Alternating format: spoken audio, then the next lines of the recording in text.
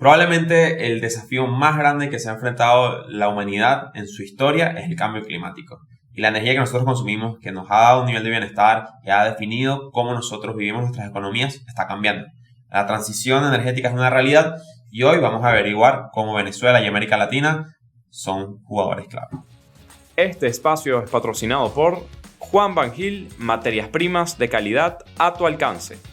Grupo Leti, nuestro compromiso es mayor. Multiservicios Tecnointegrales. En Multiservicios lo mejor está por imprimirse. Banplus, cuentas divisas Banplus, hacemos país. PGA Group, juntos construimos un mundo laboral ideal. Y Despacho Network, contenido que convierte. Bienvenidos a un nuevo episodio de Enfoque Ecoanalítica. Hoy les vamos a traer un tema muy interesante y que es relevante para la vida de todas las personas en el globo, especialmente nosotros como los venezolanos, un país extremadamente energético que ha dependido de la energía como fundamento y matriz y motor de su economía por muchísimos años. El tema de hoy es justamente matriz energética y la transición energética. Hoy me acompaña José Antonio Medina y Graciela Urdaneta y por supuesto yo, Federico Pérez, para hablar del tema, ¿no? Bueno, para comenzar un poco sobre el tema. Cuando hablamos de consumo de energía, creo que, obviamente, es un aspecto fundamental de todas las economías, especialmente cuando tienes una economía como Venezuela, que produce petróleo, que al final del día es energía, y eso tú lo comercializas y te da muchos ingresos. Pero en general, el consumo de energía es bienestar. O sea, para cualquier humano, para cualquier sociedad, que tú consumas más energía muchas veces se traduce a un mayor bienestar de la sociedad.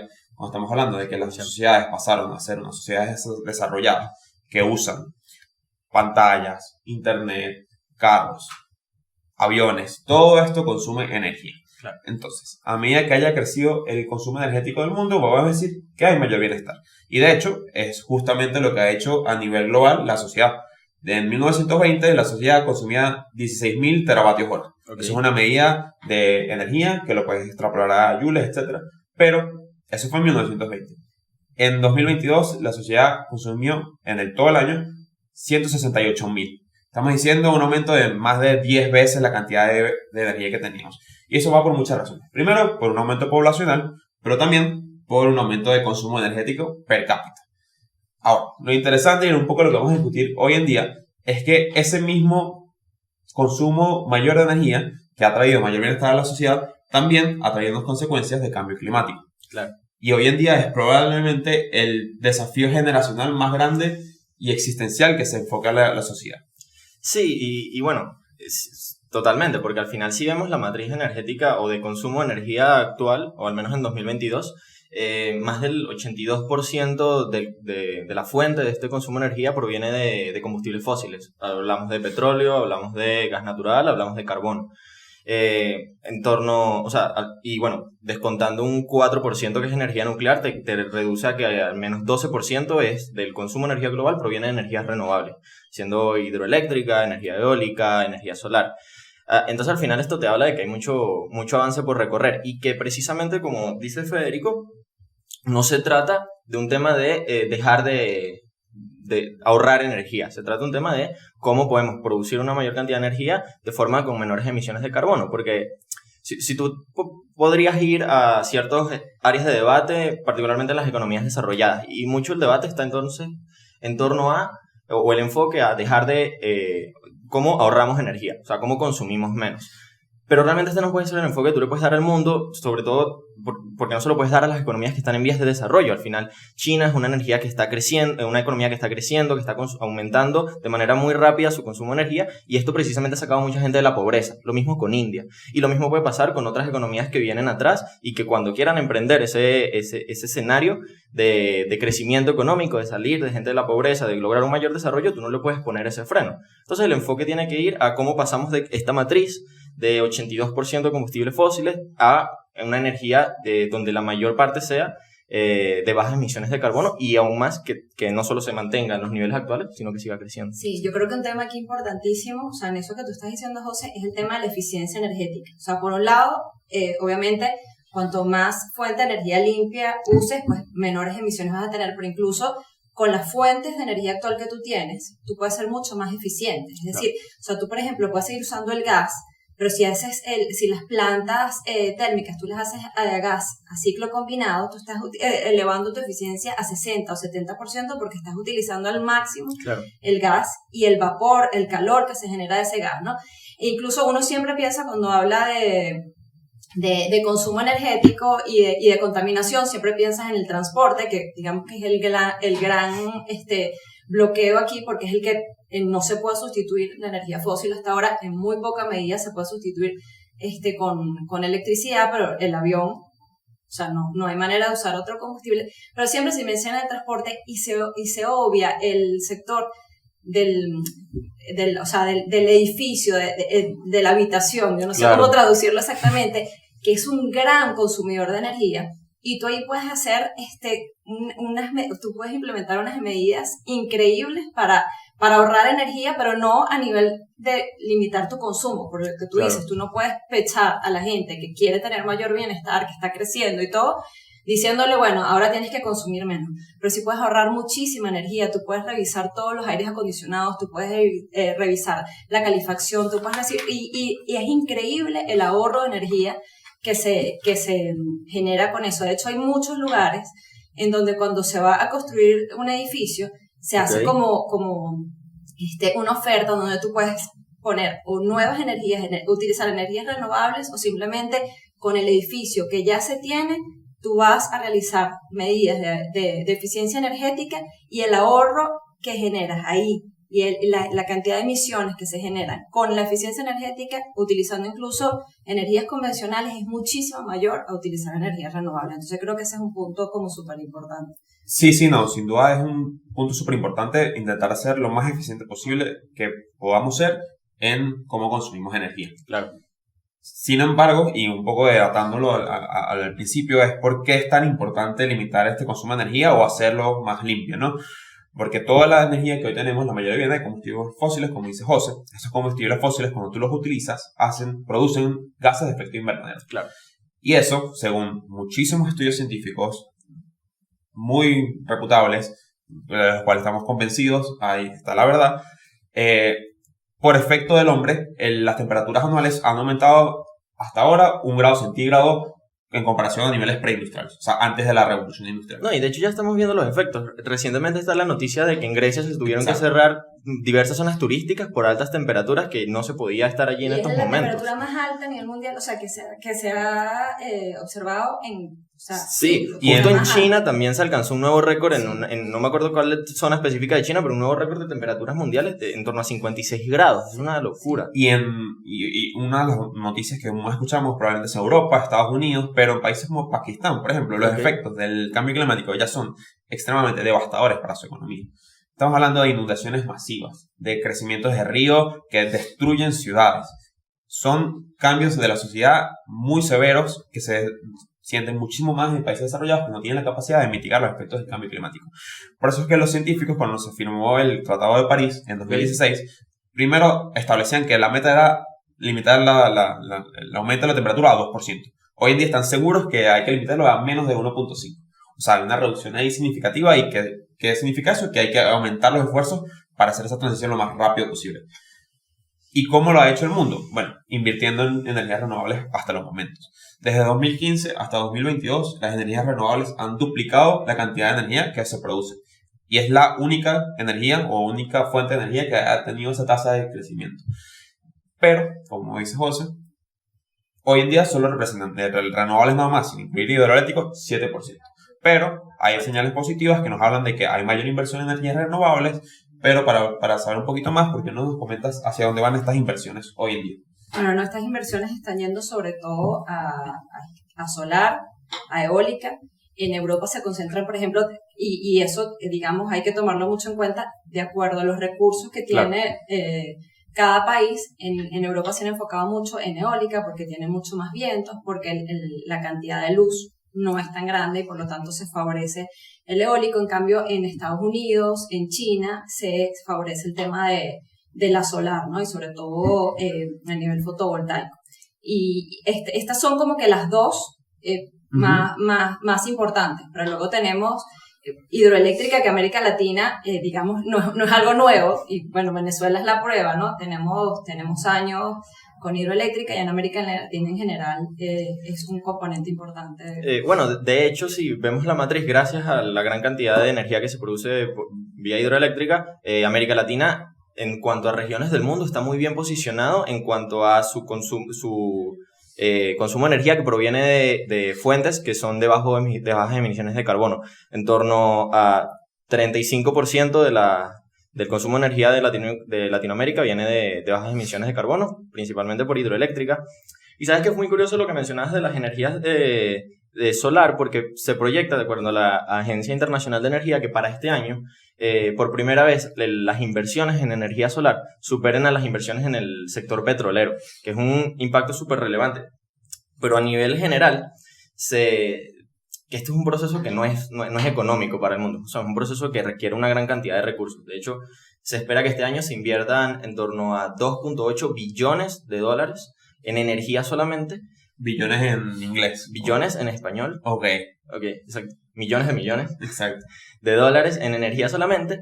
En energía limpia irían 1.7 billones de esos fondos. Sí, creo que de hecho la relación es como que 3-1. O sea, a favor de las renovables con respecto a las fósiles. Exacto. Y una relación que hace 5 años estaba 1-1, o sea, $1 invertido en energías fósiles y $1 invertido en energías limpias, y que si nos vamos años atrás, esa relación era muy mayor a favor de las energías fósiles, ¿no? Entonces, que se revierta este sentido de la inversión hasta energías limpias es muy importante, y que bueno, pero que no solamente es en la producción de energías limpias, sino que es algo que hablamos con Fede fuera de cámara, que es que también está cómo tú haces que las energías que ya tienes fósiles contaminen menos, ¿no? Claro, y hay muchos proyectos de inversión en ese sentido. Sí, obviamente cuando tú ves la ecuación de cómo disminuir las emisiones de gases de efecto invernadero, tienes, bueno, primero es transformar la energía que consumimos en energía más limpia, y la segunda manera es simplemente consumir un poco menos energía o emitir menos emisiones con lo que ya tenemos. Hay muchas maneras de hacerlo, ¿no? Okay. Inclusive con tus propias energías fósiles, en una industria fósil, tú puedes optar por una energía que sea la más limpia. La primera alternativa y la más obvia para todos es utilizar el gas en vez del petróleo. El gas no emite tantos gases de efecto invernadero como lo hace el petróleo. Entonces, transformar esa matriz energética es positivo para el mundo porque tiene menos emisiones. Hay muchas complicaciones de las que hablaremos un poquito más adelante, pero la otra es intentar de capturar el carbono. Hoy en día el planeta tiene básicamente 2 grandes pulmones para capturar el carbono, que agarran el carbono mediante la fotosíntesis, utilizan y lo vuelven al ambiente como oxígeno. Uno es la selva. Latinoamérica aquí es un player muy importante porque tienes el bosque más grande del mundo, el Amazonas, y el otro es el océano. Esos 2 componentes del mundo capturan mucho carbono hoy en día, pero por el efecto de la industrialización hay mucho más carbono del que pueden absorber. Entonces, muchas de las empresas más grandes de energía del mundo se han enfocado sus esfuerzos en capturar ese carbono. Okay. La primera manera que se ve como ellos hacen esas inversiones es aumentando el tamaño de los bosques, sembrando más árboles, protegiendo los bosques, poniendo sus dólares en la protección de los bosques que ya están, especialmente el Amazonas o el Congo Basin, que es el segundo bosque más grande del mundo, que está la selva en África. Y la otra es con emisiones de captura de carbono. ¿Qué significa esto? Esto es que tú agarras esas emisiones de carbono, CO2, y tú lo reinyectas al mundo. Puede ser dentro de los mismos yacimientos petroleros. De hecho, si tú ves una de las petroleras más grandes del mundo, ExxonMobil, uno de sus grandes proyectos de inversión en los próximos años es justamente estos Carbon Capture Technologies. Entonces lo que ellos están haciendo justamente es decir, miren, vamos a seguir produciendo petróleo porque primero lo necesitamos, como les dijimos, necesitamos seguir consumiendo esta energía, necesitamos que los precios sean affordable para todo el mundo. Entonces lo que vamos a hacer es que esta misma industria, que es una que emite muchos gases, claro, no la vamos a eliminar, sino que vamos a hacerla más limpia. ¿Y cómo lo haces? Capturando ese carbono, inyectándolo otra vez de una manera subterránea. Y que el resto del carbono que se emita se pueda reingresar a la cadena de producción. Sí, eso es otra medida justamente de eficiencia energética justamente. O sea que tú no tienes, y aquí entramos un poco en el caso venezolano justamente, que claro, mucha gente dirá, o sea, nosotros tenemos una infraestructura petrolera gigantesca que está en mal estado, pero tenemos recursos petroleros innumerables. Entonces, ¿cómo vamos a empezar de repente? Vamos a decir, bueno, ahorita vamos a producir energías renovables con todos los costos que eso implica. Claro. Yo creo que eventualmente vamos a tener que invertir en eso sin duda, porque hacia allá va el mundo y según los diferentes, digamos, escenarios, sea el más optimista de los ambientalistas, de Greenpeace, bla, bla, bla, y digamos, las petroleras. Okay. Bueno, las energías fósiles, digamos que su consumo va a disminuir. Pero el tema de Venezuela, que bueno, ya tenemos petróleo, tenemos que aprovechar el petróleo, pero tenemos que utilizar el petróleo de una manera lo más limpia posible, o sea, claro. Y aprovechándolo de la manera adecuada, porque el problema es que justamente todas estas empresas que tú estás diciendo, aparte de Exxon, las grandes a nivel mundial, ya tienen unos estándares de calidad y a nivel ambiental para producir el petróleo que Venezuela en este momento no los cumple. Sí. Entonces, tú puedes tener todo el petróleo del mundo, pero si no estás cumpliendo con ciertas normas y ciertas condiciones ambientales, tu petróleo no va a poder, o sea, un país que tiene 7 derrames al mes claro. de petróleo, no le va a llamar la atención a nadie porque es un riesgo inmenso, ¿no? Sí, total. Y justo, digamos, de lo que ambos están comentando, ¿no? Uno puede extraer que realmente, entonces Venezuela, a pesar de toda esta situación, en un entorno donde mejor marco institucional, mejor Estado de Derecho, bueno, otros cambios dentro de la economía, Venezuela realmente puede ser un sector importante a la hora de atraer muchas inversiones, porque lo que estamos viendo es que, en términos relativos, van menos inversiones al sector de combustibles fósiles, pero las inversiones que se están yéndose ya es a volver a este sector más limpio. Entonces, sí. O sea, no ni siquiera, porque Venezuela también tiene el sector del gas, que no está explotado. No está explotado. Tienes un proyecto, uno de los proyectos más grandes conocidos, que se sabe que va a ser, tiene sentido económico, tiene sentido ambiental, todo, que es el proyecto del campo de gas de Dragón. Estás al lado de Trinidad, puedes explotar este campo de gas que está costas afuera, mandas ese gas a Trinidad y bueno, todo el mundo se beneficia. Sí, claro. Pero a lo que quería llegar era que realmente ahora las inversiones es poco probable que vayan a encontrar nuevas explotaciones petroleras, claro. Sino que porque ya estas inversiones de nueva fuente de energía están yendo a las limpias. Entonces, las inversiones que vayan al sector petrolero probablemente se concentran en estas áreas en donde, bueno, lo que ya se tiene, optimizarlo, volverlo más eficiente. Venezuela ya tiene los petróleos, ya tú no tienes que hacer esas inversiones de exploración inicial donde tienes un riesgo muy importante de no encontrar nada. Entonces tú realmente es un escenario donde estas inversiones sí las puedes traer. Claro, sí. Esto es un hipotético marco futuro en donde haya estímulos para eso. Exacto, claro. Exacto, pero totalmente. Inclusive en energía renovable, Venezuela tiene ciertos grados o ciertas oportunidades. Por ejemplo, en La Guajira o en la península de Perijá hay vientos que tienen las cosas perfectas para un parque eólico.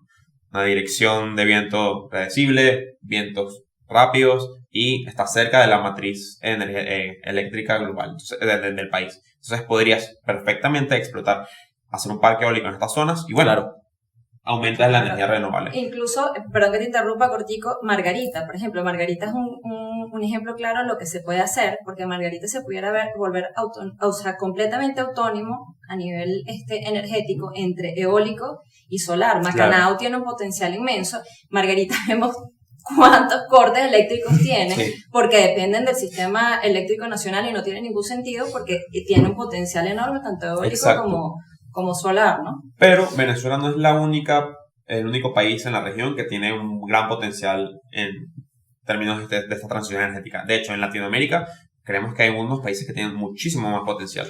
Sí, porque bueno, en este escenario de energías limpias, estas energías, digamos, que produce la eólica, la solar, no son energías que son permanentes. Entonces, estas energías hay que almacenarlas. No es como el carbón, que tú puedes tenerlo allí arrumado en una esquina y eso lo puedes usar más adelante, eso no va a perecer. Entonces acá entra en discusión mucho el tema de las baterías y muchos nuevos minerales que son críticos en este desarrollo de la industria de energías renovables. Y acá tenemos países como Chile, que ahora actualmente creo que es el segundo productor más grande de litio, Bolivia tiene litio, Perú también, no solo el litio es el único mineral importante, níquel, cobalto, pero bueno, dentro de todos el litio es el que su demanda se ha triplicado en los últimos 5 años, más de la mitad de esa demanda de litio es justo por energías renovables, y al final, entonces está ese escenario de cómo empezar a afrontar este manejo de estos minerales críticos, porque vemos a nivel global, en los últimos 6 meses han surgido en todos los países más de 100 nuevas regulaciones para estos minerales críticos. En América Latina están empezando entonces algunos países a buscar estatizar estas industrias. De hecho, en Chile, Boric anunció este último trimestre la intención de crear una empresa estatal de litio para que el país participe de la explotación de este mineral. Entonces empieza a ser un tema de debate cuál va a ser el enfoque de desarrollo de estas industrias, si tú la planeas frenar, planeas estimularlas. En el mundo, en los últimos 15 años, se han multiplicado por 5 las restricciones a exportar minerales críticos. Porque bueno, los países están viendo la importancia que esto va a tener en el mundo, en la nueva dinámica de la matriz energética mundial, y al final esto es clave gestionarlo porque está elevando los costos de la energía limpia. Si nosotros vemos también por datos de la Agencia Internacional de Energía, venía una tendencia de al menos una década bajando los costos de estas tecnologías limpias. Eso se detuvo a final del 2020, inicio del 2021, básicamente impulsado por el aumento del costo de estos minerales, en los que Latinoamérica va a jugar un rol importante. Entonces, gestionar esto va a ser relevante a la hora de que, bueno, obviamente, si tú necesitas seguir bajando los costos de estas energías para poder hacer que la matriz cambie. Sí, yo creo que aquí justamente todo lo que hemos hablado, las políticas públicas juegan un rol fundamental. Porque al final el estímulo no te lo va a dar de manera natural. Claro. el planeta, lo tienes que favorecer tú. Entonces, las inversiones que estamos viendo en energías limpias, o sea, si esas inversiones no existen, las energías, porque se necesitan muchos recursos para que puedan ser eficientes y todo esto. Y lo mismo aquí, o sea, las políticas que se implementen en los países justamente que están teniendo estos minerales puede terminar siendo contraproducente. Claro. para el desarrollo, ¿no? Entonces aquí, como en todo, nosotros viéndolo desde el punto de vista económico, bueno, la política pública juega un rol fundamental. Sí, y juega un rol fundamental, y según las estimaciones de organismos internacionales, no necesariamente nos queda demasiado tiempo para hacer ese cambio, ¿no? Claro. Creo que la transición es una realidad. Creo que es una cosa que todas las economías están girando, modificándose hacia ella, y que Venezuela y Latinoamérica tienen un gran rol para jugar.